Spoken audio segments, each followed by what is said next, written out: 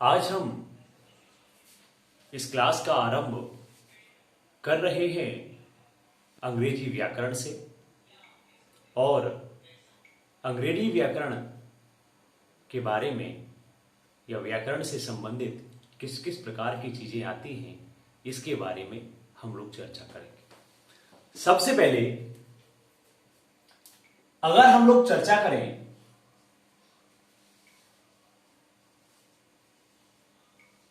Grammar अर्थात व्याकरण,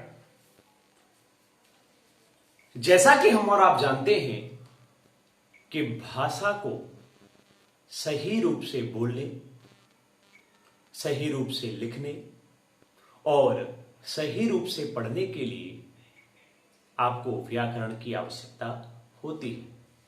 अब भाषा चाहे जो भी हो, चाहे वो हिंदी भाषा हो, चाहे अंग्रेजी भाषा हो, चाहे संस्कृत भाषा हो, भाषा को सही रूप से बोलने, सुनने, समझने, पढ़ने, लिखने के लिए जिसकी आवश्यकता होती है वो क्या कहलाती है? ग्रामर कहलाती है या व्याकरण कहलाती है। अगर हम ग्रामर को अगर एक सिंपल वर्ड्स में कहें तो हम कह सकते हैं कि art of speaking, art of speaking reading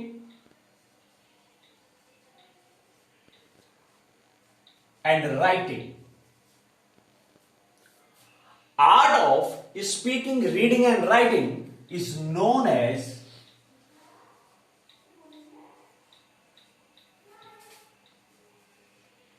grammar.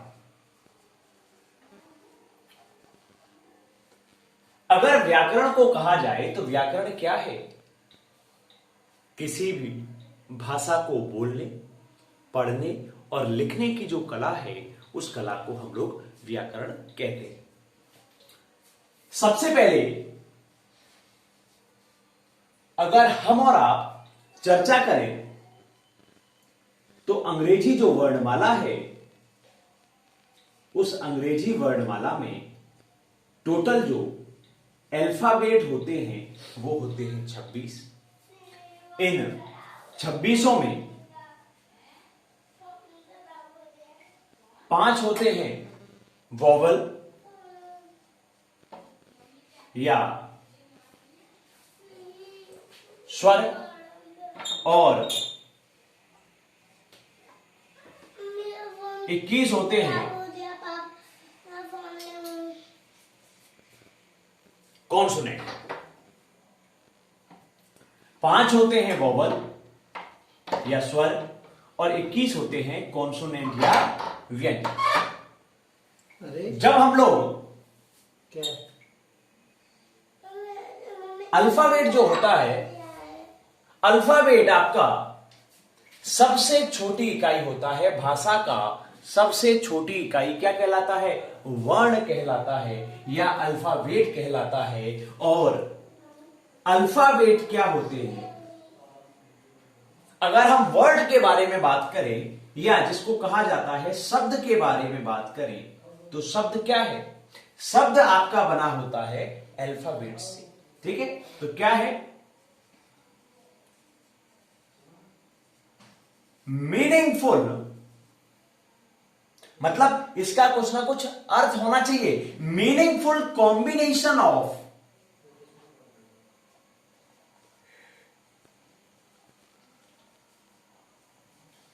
Alphabet. अगर आपसे कहा जाए कि शब्द क्या है तो क्या है? वर्णों का एक ऐसा समूह जिसका कोई ना कोई अर्थ हो, उसको हम क्या कहेंगे? उसको कहेंगे हम वर्ड, शब्द कहेंगे। अगर हम लोग बात करें शब्द से बड़ा होता है सेंटेंस या जिसको कहा जाता है वाक्य। अगर सेंटेंस के बारे में बात करें तो क्या है?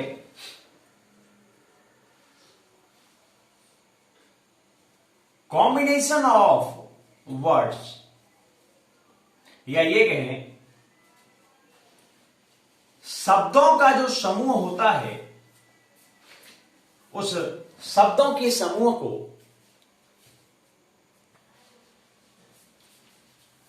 सेंटेंस के बारे में बात करें तो सेंटेंस क्या है? कॉम्बिनेशन ऑफ वर्ड्स, या कहिए शब्दों के जो समूह होता है, उस शब्दों के समूह को क्या कहते हैं?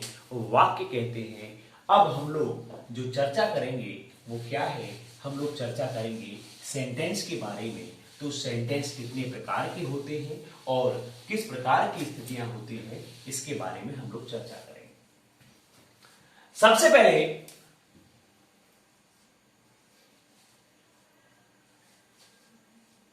सेंटेंस में हम लोग चर्चा करेंगे काइंड्स ऑफ सेंटेंस, या जिसको ये कहें वाक्यों के प्रकार।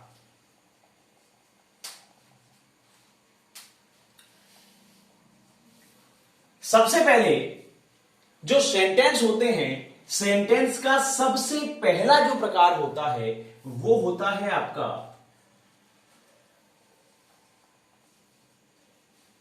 Assertive sentence. इस असर्टिव सेंटेंस को कहा जाता है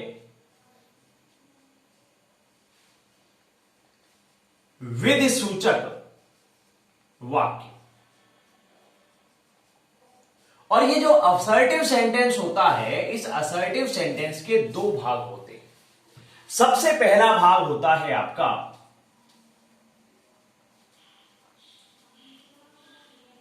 अफर्मेटिव सेंटेंस, और जिसको कहा जाता है साधारण वाक्य।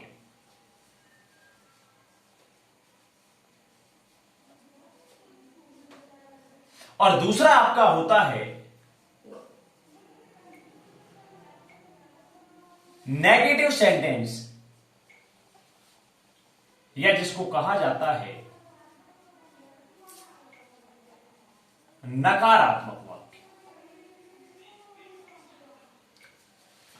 सेंटेंस का जो दूसरा प्रकार होता है वो होता है आपका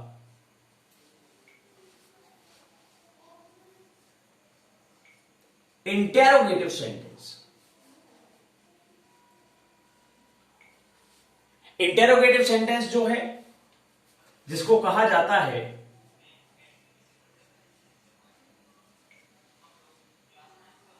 प्रश्नवाचक वाक्य। और इन प्रश्नवाचक वाक्यों को भी दो भागों में विभाजित किया गया है। पहला है आपका डायरेक्ट इंटेरोगेटिव,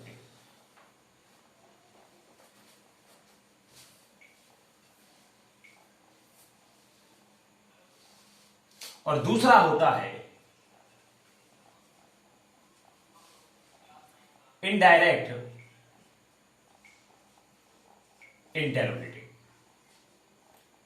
या जिसको कह सकते हैं प्रत्यक्ष प्रश्नवाचक वाक्य और अप्रत्यक्ष प्रश्नवाचक वाक्य। तीसरे प्रकार के बारे में हम लोग जब चर्चा करते हैं तो तीसरा जो प्रकार होता है वो कहलाता है आपका इंपरेटिव सेंटेंस। इंपरेटिव सेंटेंस कहिए, या जिसको कहिए आज्ञा का। चौथा आपका होता है वो है आपका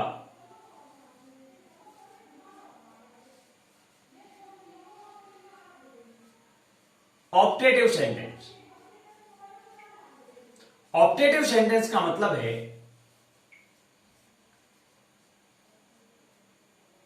इच्छावाचक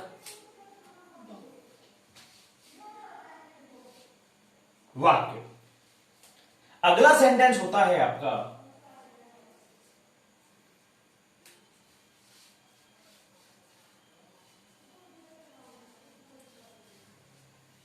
एक्सक्लेमेटरी सेंटेंस, या जिसको कहते हैं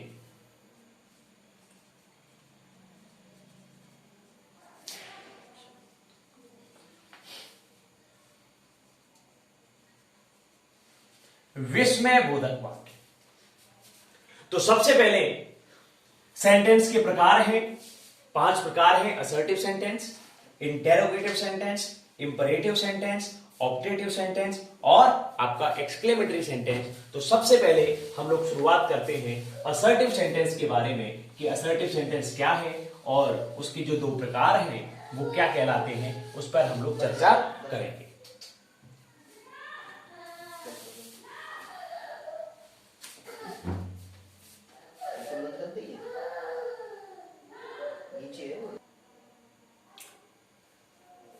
काइंड्स ऑफ सेंटेंस में सबसे पहला जो प्रकार है वो है आपका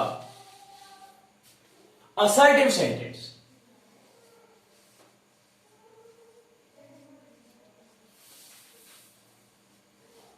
जैसा कि हमने आपको बताया, असर्टिव सेंटेंस को कहा जाता है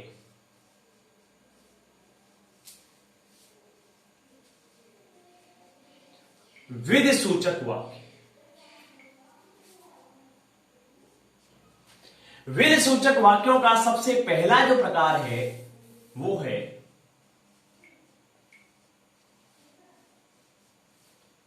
अफर्मेटिव सेंटेंस, या जिसको कहते हैं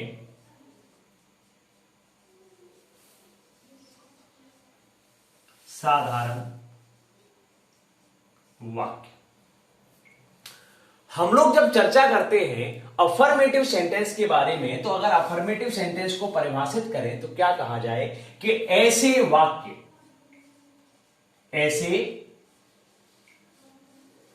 वाक्य जिनमें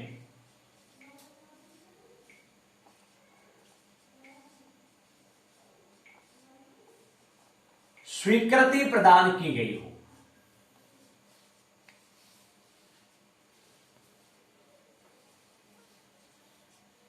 जैसे for example, I am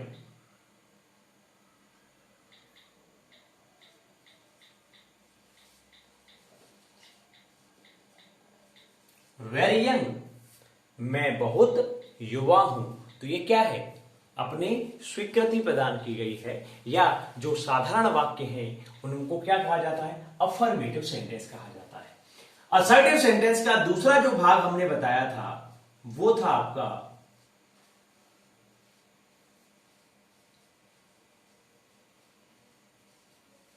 negative sentence, या जिसको कहा जाए नकारात्मक वाक्य। नकारात्मक वाक्य कहने का मतलब क्या है, ऐसे वाक्य जिनमें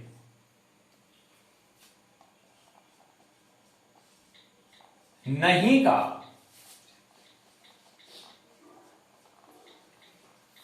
भाव उत्पन्न हो। किसका भाव उत्पन्न हो, नहीं का। नहीं का भाव उत्पन्न हो वहां या वह क्या होता है, नेगेटिव सेंटेंस कहलाता है। जैसे यू आर नॉट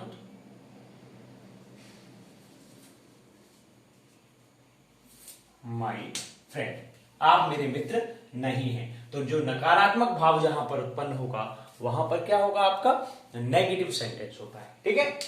दूसरा जो आपका सेंटेंस था वो क्या था आपका, दूसरा सेंटेंस होता है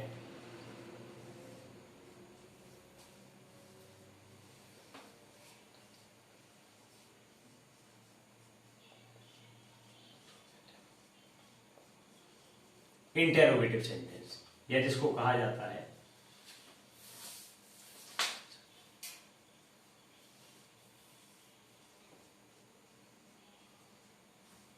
प्रश्नवाचक वाक्य।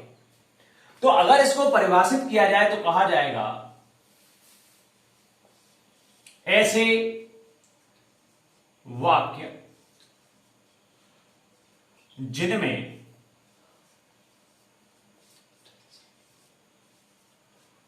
प्रश्न पूछा गया हो,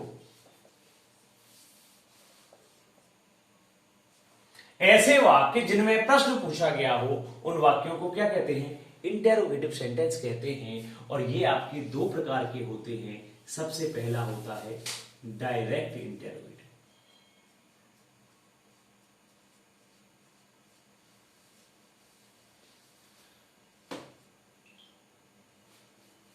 ये क्या है?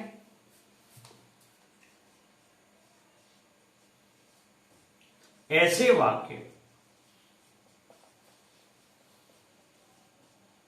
जिनका आरंभ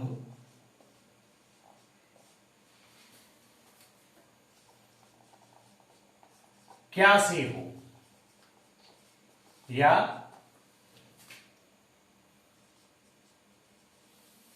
हिंदी में अगर वो वाक्य होगा तो क्या होगा?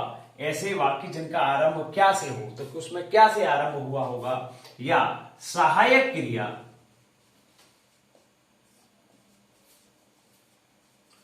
से आरंभ हो। अंग्रेजी वर्जन होगा तो क्या होगा आपका? सहायक क्रिया से शुरू हो, जैसे डू यू लाइक मी। और प्रश्नवाचक जो सेंटेंस है उनमें ये प्रश्नवाचक चिन्ह लगा होगा। तो यहां पर क्या है? सहायक क्रिया से आरंभ है, तो ये क्या है? ये डायरेक्ट इंटेरोगेटिव है। और दूसरा होता है आपका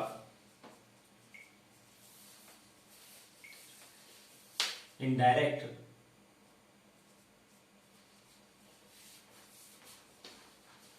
इंटेरोगेटिव, या ये कहिए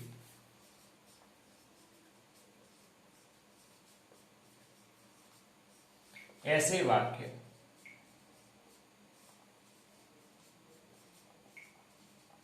जिनका आरंभ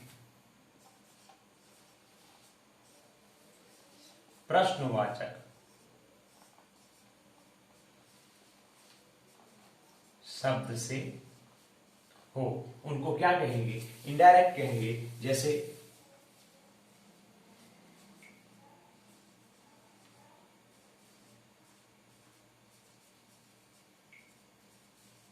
व्हाट आर यू डूइंग, तो यहां पर क्या है? प्रश्नवाचक शब्द से आपका आरंभ है, इसलिए क्या होगा? ये आपका इनडायरेक्ट इंटेरोगेटिव। सेंटेंस का जो जो तीसरा प्रकार है, वो तीसरा प्रकार है आपका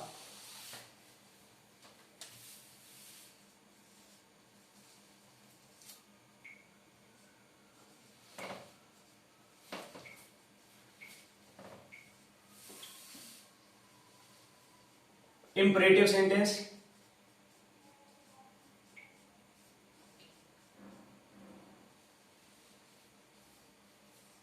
या आज्ञावाचक वाक्य। क्या कहेंगे?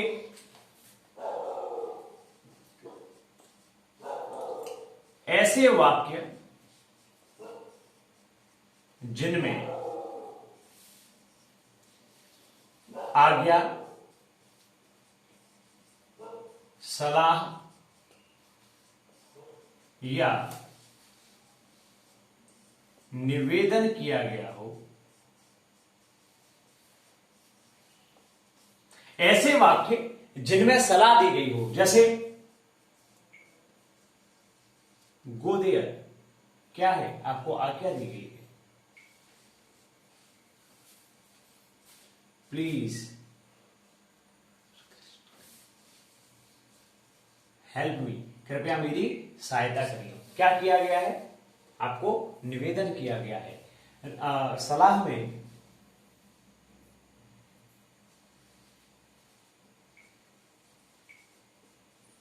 हेल्प द पुअर, गरीबों की सहायता करिए। तो ये क्या है? ये सलाह दी गई है। यदि किसी वाक्य में आज्ञा हो या सलाह दी गई हो या निवेदन किया गया हो तो वो आपका इंपरेटिव सेंटेंस होता है। चौथा प्रकार है जिसको कहा जाता है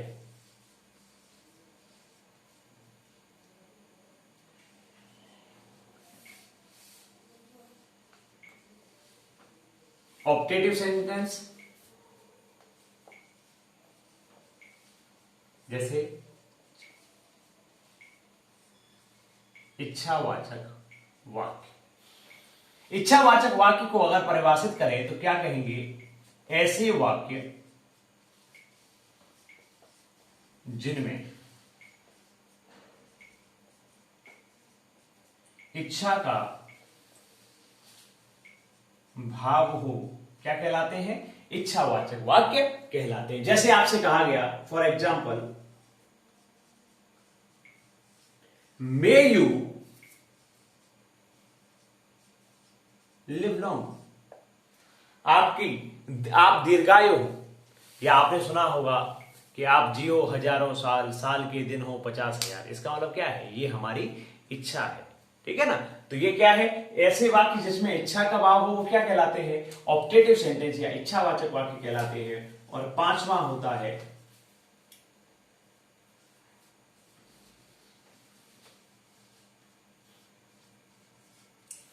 एक्सक्लेमेटरी सेंटेंस, जो कि आपका होता है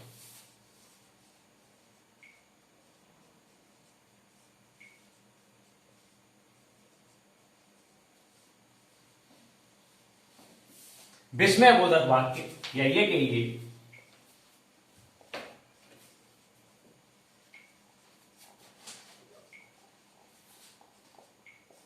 ऐसे वाक्य जिसमें आश्चर्य का बोध क्या कहलाते हैं?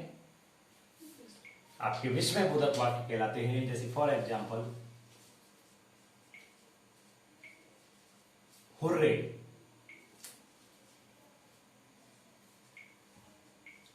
we have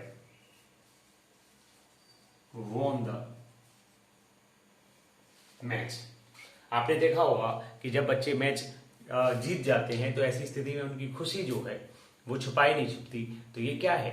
ये यहां पर आपका विस्मयबोधक वाक्य है। और इसी के साथ में हमारा व्याकरण का जो आरंभिक पहला जो टॉपिक है सेंटेंस और सेंटेंस के जो प्रकार है वो समाप्त होता है। धन्यवाद।